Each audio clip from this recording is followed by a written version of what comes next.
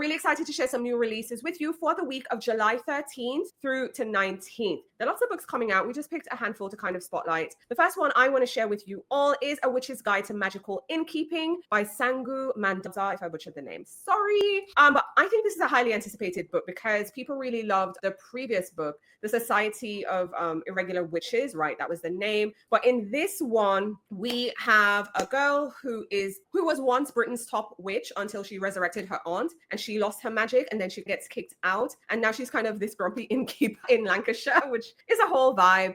She's catering to all the different guests. There's also this talking fox and she learns a spell that might restore her powers. So, she's really excited, but she's reluctant to team up with this magical historian who can maybe help her, but is insisting on keeping his distance away until, of course, he starts, thawing out. It's kind of like one of them icy people that kind of thaws out. So cozy in drama for sure. There's humor, the slow burn romance, and, just an enchanting setting.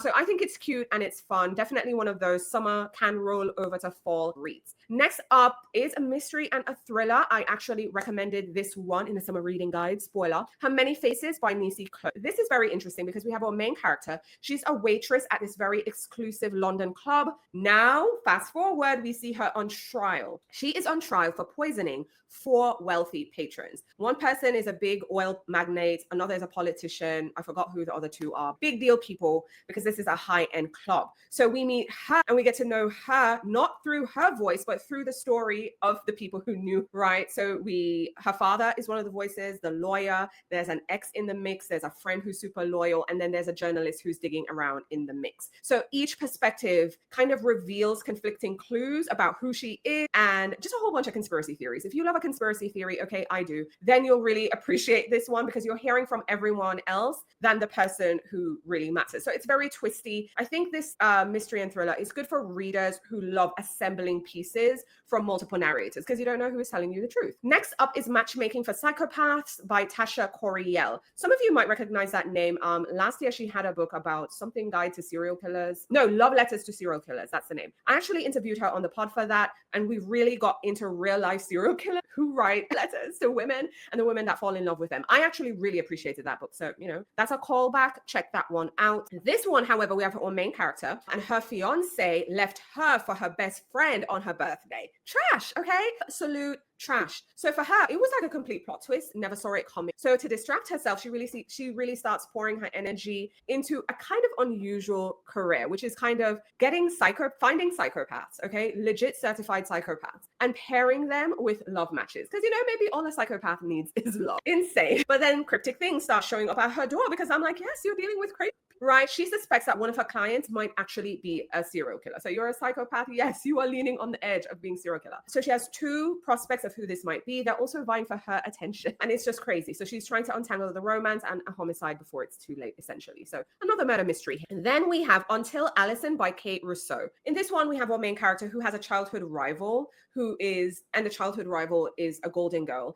She is an heir to this big fortune. I think it's in construction, if my memory serves me right. However, she is found dead in the very spot. So this is going to be a flashback where they met in 8th grade. So this is really like, girlhood and childhood rivalries, but now fast forward to this situation. And, the place where this person turns up dead is too coincidental. And I don't believe in coincidences. So of course, she is kind of really haunted by the night when all of this happens. And now she gets together with a crew to kind of investigate all the things. So we see her revisiting her past, uncovering hidden things along the way. Of course, there's that class divide, because this is a really wealthy person, but also just stuff about girlhood. So that's what you can expect in that one. Then we have Everyone is Lying to You by Joe Piazza. Again, this is another girlhood one because we have college best friends. One of them vanishes, but then 15 years later, the other friend decides to kind of go down a rabbit hole to kind of find out what really happened. But here's the thing. She is not who she presents herself to be because now she's like this trad wife influencer living this picture perfect life. And yeah, so she at this influencer conference,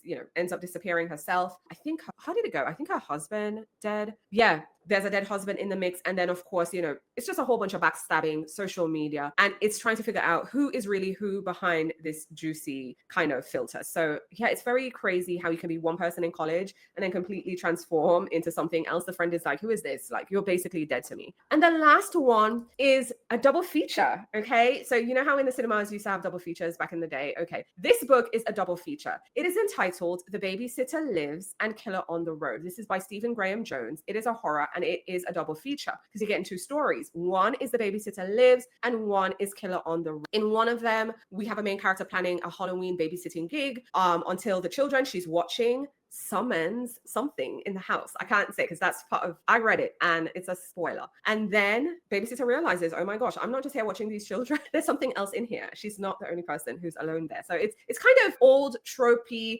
babysitter, old horror. Yeah, that's the kind of vibe. Then the Killer on the Road, we have this 16-year-old girl who's trying to run away from home and she has some friends and family with her, but then she discovers that they've been marked by a serial killer who is kind of patrolling the road that they're traveling on. So it's like, it's not a US one, it's like a route, I don't know, Route 90 or something. And the serial killer is just patrolling this place. So yes. So there are two novellas in one. Like I said, it's a 2-for-1 feature. I do think Stephen Graham Jones is a very particular kind of horror reader. So if you've read any of his previous books and you loved it, then you'll appreciate this one as well. I know you have some new releases as well, Fran. Yeah, so actually one of my most anticipated for this week was Atonement Sky by Nalini Singh, which is part of the Sci Changeling series. Is paranormal romance kind of mixed with sci-fi. And the heroine Aleri is a J-Psi, which, I mean, you do kind of need to read the series to understand what the Psi are, but they basically have psychic powers. So she is trying to have some issues with she is having issues with her psychic powers. They're basically like combusting, and she's trying to right also an old wrong. And that old wrong, something she did, involves the hero of the story, Adam, who is a falcon changeling, which are the shifters of this world. And now he does not forget that betrayal, and he's holding a grudge. And so this one is very messy with them, like fixing all of that. They have their painful past, but now they are thrown together while they're trying to catch a serial killer that is running around on Falcon territory. Now, the second one is a contemporary romance. It's The Reluctant Flirt by Jennifer Probst. So we have our heroine, Sierra, who finds out that her husband is cheating on her, and she just kind of spirals. She goes on a trip to New York City. She gets a little drunk one night, has a one-night stand with this charming stranger, no name ever. She leaves him and goes back home. Now, flash forward some time, she started over. She owns a little boutique on the Outer Banks, and somebody shows up into town, happens to be her one-night stand, and he is now this big-time developer who is wanting to tear down her shop to build a big project that he's got. And so, of course, they are on opposite sides of this business deal that is happening. They are also stuck together for a family wedding. Those old sparks from their one-night stand are still there. So they do have that enemies to lovers vibe. It's got that kind of a second chance and lots of small town drama. So great one for like right now. Now, the next one is a romantasy. It's the first in a new series. And I have been telling you guys, I always love right now water, mermaids, sirens, pirates. I'm all about that. So this is a first one in a new series. It's called In the Veins of the Drowning by Kaylee Cassidy. And it is basically a siren story. So we have Imogen, who is a siren hiding in plain sight, and she's trying to avoid her powers and the people that are hunting her kind, basically. So she ends up bonded to a broody king, of course. It's a little bit cliche, but they go on this deadly journey in lead-infested waters. There's lots of threads, so lots of things on the high seas. And there is a blood bond and lots of tension. I think it sounds really fun. It kind of gave me vibes of there used to be this show called Sirens, and they were a little bit like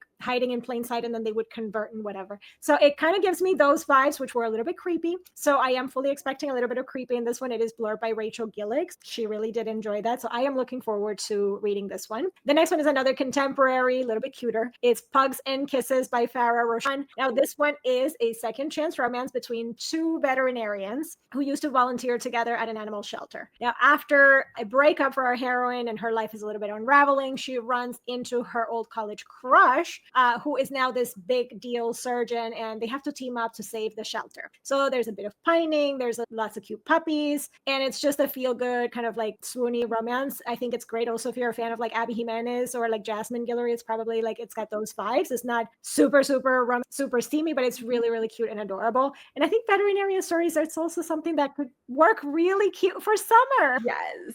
We need those cute animals. We do. And the the last one, now it's not cute, it's The Bewitching by Celia Moreno Garcia. So this one is kind of like horror, eerie. It's a multi-generational witchy mystery horror that spans 3 timelines. So we have Minerva, who is a grad student and researching an author whose fiction may have been a little bit too close to home, a little bit too real. So she starts digging into the past and, kind of uncovering things that maybe a little bit something to do with her and her family generations. So it's got that Mexican Gothic atmosphere. It's a bit of haunted academia vibes, lots of generational trauma, but also it's tied to witchcraft. So lots of fun. So something a little bit different for whatever mood you're in. Yes, I love that we have like a bit of moody Rex, warm Rex, and transportive kind of immersive read. So that's really exciting. I didn't know about the Farah Sean one. So I was like, oh, this is the thing. How did I miss that? Yes. So I'm like, oh, I need to go find that. That one sounds really good. Yeah. But let us know your thoughts in the comments. What new books have caught your attention? What books you're adding to your TBR? But also let us know if there are any new books that we have missed.